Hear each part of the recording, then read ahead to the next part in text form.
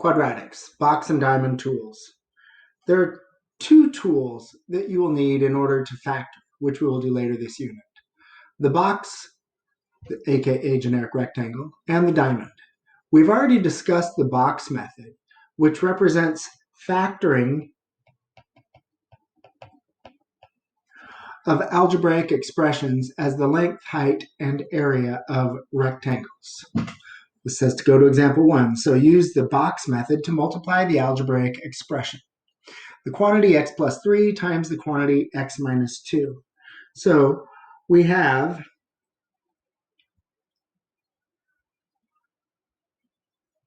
let me see if I can do this again. So we have the quantity x plus 3 times the quantity x minus 2. And that's going to be x squared, because x times x is x squared. X times 3, x times 3 is 3x. Negative 2 times x, so negative 2 times x is negative 2x. And negative 2 times 3 is negative 6. Now we can rewrite this original algebraic expression as x squared plus 3x minus 2x. We can combine those together. 3x and negative 2x is positive 1x, or just x, and then minus 6. So the thing inside the area, after we combine our two x terms right there, is equal to this thing outside. So that is the box method. So it's also possible to work backwards with the box method. That is, given the area of each of the interior rectangles, we can find the length and height of the big rectangle. Algebraically, this is moving from the standard form of a quadratic expression to the factored form. So this says to go to example 2. So in this example, our original expression, x squared plus 1x and 4x, that's plus 5x plus 4, is equal to, and what we're going to do is we're going to find the height and the width, or the length and the width, or whatever you want. So what times what equals x squared? Well, x times x. X times x equals x squared. So the area of this little rectangle is x squared, because the height is x and the width is x. Now, x times something equals 1x. Well, that's got to be 1. And for this part of this little rectangle, x times something equals 4x. Well, that's got to be 4.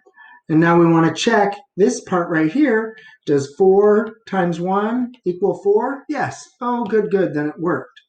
So now we can use the height and the width to rewrite our original algebraic expression as the quantity x plus 1, and we put that in parentheses, the quantity x plus 1 times the quantity x plus 4, the quantity x plus 4. And that's how we factor that. All right. The diamond tool will be very useful to us, so it is important that we understand how to use it. There are 4 parts: the left, right, top, and bottom. When the left and right are, that shouldn't say when. Oh, no, you're, my mistake. When the left and right are multiplied, together, the result is the top. When the left and right are added together, the result is the bottom. So let's look at examples. There are really two examples here. So we'll look at this first example right here. So complete the diamonds. So the left and the right are multiplied together to give me the top. Well, 5 times 2 is 10, and x times x is x squared. And the left and right are added together to give me the bottom. 2 times x, or 2x plus 5x is 7x. Now onto this diamond. The left and the right are multiplied together to give me the top. Well, what times what is 12? And then they have to add together to give me the bottom. So here's what we can do. What we can do is we can say, all right, the things that I know multiply together to give me 12. 1 times 12, that's 12. Similarly, 12 and 1. I could write here 12 and 1, but I don't need to because it's the same either way. 2 times something. Is that going to be 12? Yeah, 2 times 6. 3 times something. Does that give me 12? Yeah, 3 times 4. And then 4 times something. Yep, 3, but I've already got it here. 5 times something, no. 6 times something, yes, 2. 7 times something, no. 8 times something, no. Once I get to something times 2, I'm done. I don't need to go any further.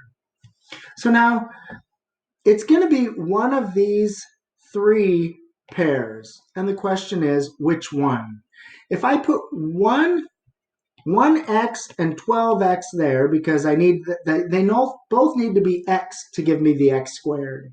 All right. So 1x plus 12x would be 13x because you have to add them together. So it cannot be that. Whoops, sorry about that. And if this were 2x and 6x, that would give me 8x. Nope, that doesn't work either. Well, then it better be 3 and 4. So let's see. 3x and 4x. Do those add together to give me 7x? Yep, that works. So writing out all the possible things that multiply together, it's a good way of going. All right. The diamond is sometimes written with just the x, and I didn't put in just the x. I actually put in the diamond on mine. I'll fix it on yours. So what I meant for this to look like is this. And let's see. Yeah, you can sort of see the shadow there, but this is what I meant for it to look like. There we go. All right. So sometimes just gives an X. We don't draw in the diamond, but either way, it doesn't matter. So what times what will give me negative 24x squared? Well, when the product multiplying the two things together is a negative, that means one of the things has to be positive and one of the things has to be negative. So we could say positive or negative 1 times positive or negative 24. I'm going to make that a little smaller. Positive or negative 1, positive or negative 24. So in this case, if this one's positive, then this one's negative. And if this one's negative, then this one's positive. All right. 2, positive and negative 2, positive and negative 12. 3, positive and negative 3, positive and negative 8. 4, positive and negative 4, positive and negative 6. 5, no. 6, yes. So I've gotten back to this one. That means the rest are just going to be flip-flopped, and so I don't need to write anymore. All right, so if I had positive 1, negative 24, and those are both x's, then this would be a negative 23x. That doesn't work. Negative 1x, positive 24x, this would be a positive 23x. Doesn't work. So this one's no good. Positive 2, negative 12, and those are both x's, will be negative 10x. Doesn't work. Negative 2x, positive 12x. would be a positive 10x. Doesn't work. So notice that they're just changing one from positive and negative, so we can kind of see when it's going to be right or wrong. All right, so positive 3, negative 8, and those are both x's. That's going to be a negative 5x. So if we switch them, it's going to be positive 5x. That doesn't work either. So it should be positive or negative 4. Let's see. A positive 4x and a negative 6x, that'd be a negative 2x. That works. So it's got to be positive 4x and a negative 6x. Positive, and we don't need to write the positive. 4x, negative 6x. And that is the answer to that box, to that diamond problem.